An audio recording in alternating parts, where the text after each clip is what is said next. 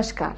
बहुत सारे पेशेंट्स ये पूछते हैं कि हमें कॉन्डोम नहीं चाहिए या हमें सेक्स के टाइम अगर हम कॉन्डोम यूज़ ना करना चाहें और प्रेगनेंसी भी ना चाहें तो हमारे पास क्या क्या ऑप्शंस हैं।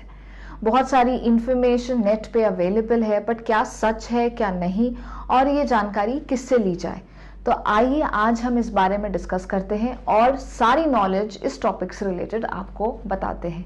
अगर आपने हमारा चैनल अभी तक सब्सक्राइब नहीं किया है तो प्लीज़ हमारे चैनल को सब्सक्राइब करिए। मैं हूं डॉक्टर गरिमा श्रीवास्तव, एमडी गायनेकोलॉजिस्ट, अपोलो में प्रैक्टिस करती हूं। तो आइए हम जानते हैं कि हमारे क्या क्या ऑप्शंस होते हैं। बहुत सारे लोग पूछते हैं कि ये कैलेंडर मेथड क्या है। तो पहली चीज़ है कैलेंडर मेथड। नॉर्मली फीमेल्स की बॉडी से एक एग निकलता है महीने में एक बारी, जो कि रफली 14 डेज पहले, पीरियड्स के 14 डेज पहले निकलता है। तो अगर आपका एक एवरेज साइकिल का लेंथ है अराउंड 28 डेज 30 डेज, तो आपके लिए पीरियड्स शुरू होने से 7 डेज और पीरियड्स से पहले 7 डेज हम लगभग सेफ टाइम मानते हैं। बट अगर आपका साइकिल छोटा है, अगर 21 दिन का ही साइकिल है, तो ये 7 डेज भी आपके लिए सेफ नहीं है, क्योंकि ओव्यूलेशन और पहले हो सकता है। तो ये कैलेंडर मेथड उन्हीं लोगों के लिए ठीक है जिनका पहली चीज साइकिल एकदम रेगुलर है और 28 से 30 डेज का साइकिल है। जिस दिन पीरियड स्टार्ट होता है उसे हम डे 1 मानते हैं। तो पीरियड स्टार्ट होने से अगले 7 दिन तक एक सेफ पीरियड है और पीरियड्स जिस दिन आपका आने वाला है उससे 7 डेज पहले एक सेफ पीरियड कहा जाता है। बट ये मान के चलिए कि ये ऐसा नहीं है कि 0% चांसेस ऑफ प्रेगनेंसी रहता है। 2 से 3% चांस ऑफ प्रेगनेंसी तब भी जरूर हो सकता है। और इंडिया में अराउंड 50-60% लोग कैलेंडर मेथड ही यूज करते हैं। अगर आपको लगता है कि आपका पीरियड रेगुलर है और आप आसानी से आप अपना डेज कैलकुलेट कर लेते हैं और आपका पीरियड साइकिल भी 28-30 डेज का है, तो आप इस मेथड को यूज कर सकते हैं, ये जानते हुए कि इसका 2 से 3% फेलियर रेट भी है। दूसरा मेथड है विथड्रॉल मेथड। इसमें बेसिकली जो मेल्स हैं डिस्चार्ज होने से पहले विजाइना से विड्रॉ कर लेते हैं और स्पर्म का इजैकुलेशन बाहर होता है।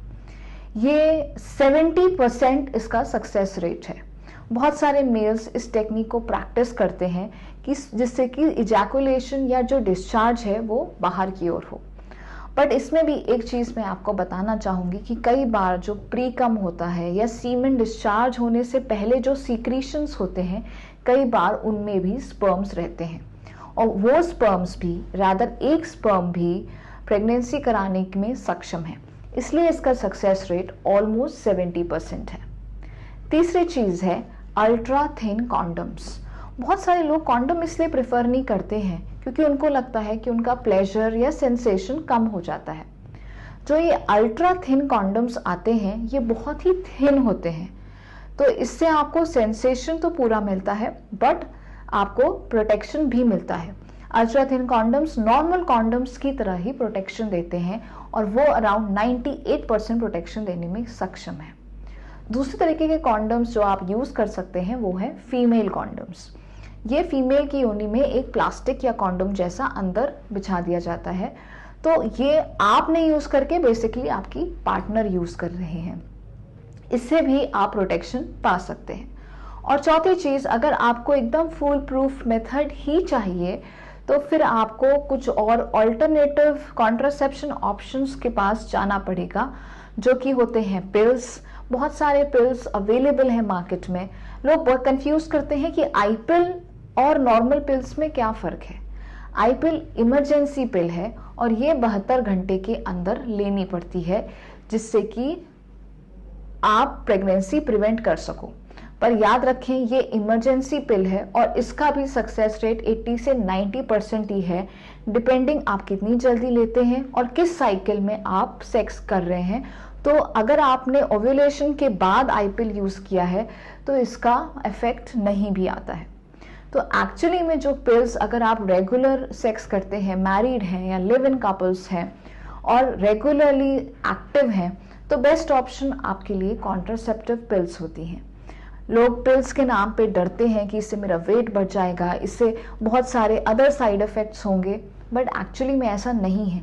जो मॉडर्न पिल्स हैं उनमें बहुत ही लो डोज हॉर्मोन्स रहते हैं, जिसकी वजह से बहुत कम साइड इफ़ेक्ट्स हैं और आप पूरा कॉन्ट्रासेप्शन इफेक्ट आपको मिल जाता है। ये लगातार 21 डेज लेनी होती हैं, 7 दिन का गैप करना होता है और फिर 21 दिन के लिए लेनी होती है। इसमें बस आपको डेली याद करके ये टैबलेट्स लेनी है। इसके अलावा कॉपर टी, मल्टीलोड्स, इम्प्लांट्स और इंजेक्शंस भी अवेलेबल हैं। बट यंग कपल्स के लिए मैं कहूँगी कि कॉन्ट्रासेप्टिव पिल्स सबसे बेस्ट ऑप्शन है।